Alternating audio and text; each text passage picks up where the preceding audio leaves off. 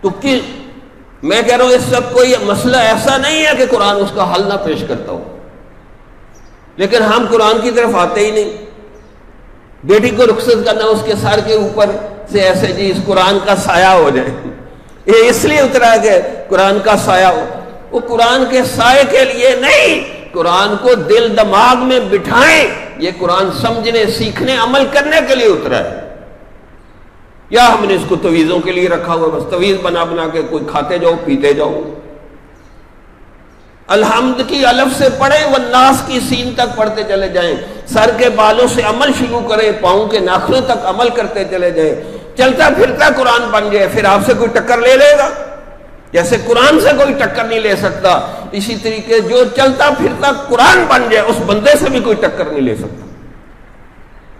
اسی لیے علامہ اقبال نے کہا یہ راز کسی کو نہیں معلوم کہ مومن قاری نظر آتا ہے، حقیقت میں ہے قرآن، یہ چلتا پھرتا قرآن بن جاتا ہے۔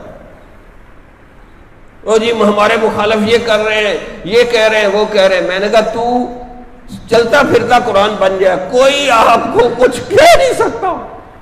ہم نے ایک دفعہ نہیں پتہ نہیں کتنی دفعہ تجربے کیے کہ اللہ کا قرآن ایسی ایسی جگہ بندے کی مدد کرتا ہے کہ اس نے کبھی سوچا بھی نہیں ہوتا۔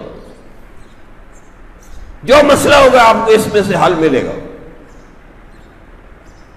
جو مسئلہ ہو حل ملے گا، لیکن بات ہے یقین کی۔ اب میں ایک بات کہہ رہا ہوں، آپ کو یقین ہی نہیں ہے کہ میں سچ بول رہا ہوں جھوٹ بول رہا ہوں، تو آپ کو فائدہ ہی نہیں ہوگا میری بات کا۔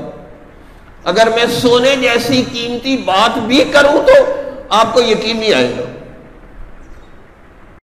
کس سے مانگے کہاں جائیں، کس سے کہیں